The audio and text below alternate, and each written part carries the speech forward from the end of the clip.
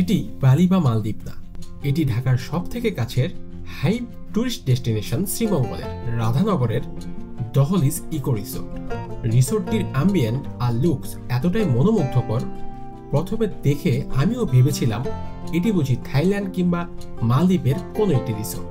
একটা সাজানো গোছানো অস্থির সুন্দর রিসোর্ট যেখানে থাকার খরচ মাত্র 500 টাকা থেকে শুরু। বাংলাদেশের সব থেকে চিপেস্ট কটেজ এবং প্রাইভেট সুইমিং পুল এক্সপিরিয়েন্স এই এক জায়গাতেই। পুরো রিসোর্টটা যেন প্রাকৃতিক কোলে এক শান্ত শান্তির জ্ঞান। চারপাশে আনারস গাছ, মাঝখানে লাল পদ্মে ভরা অপূর্ব একটি পুকুর। নেচার আর অ্যাস্থেটিক এক দুর্দান্ত কম্বিনেশন।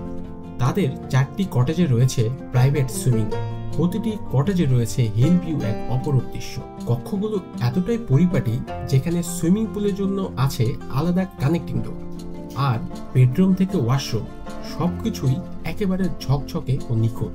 উইকডেতে ভাড়া পড়ে 6000 টাকা, আর উইকেন্ডে সেই ভাড়া 7000 টাকা, সাথে কমপ্লিমেন্টের ব্রেকফাস্ট। এছাড়াও রয়েছে একটি টাওয়ার বিল্ডিং যেখানে মাত্র 500 টাকাতেও বাংকার বেডে থাকা যায়। দহলিজ ইকো রিসোর্ট আমার দেখা সেরা রিসোর্টগুলির মধ্যে একটি।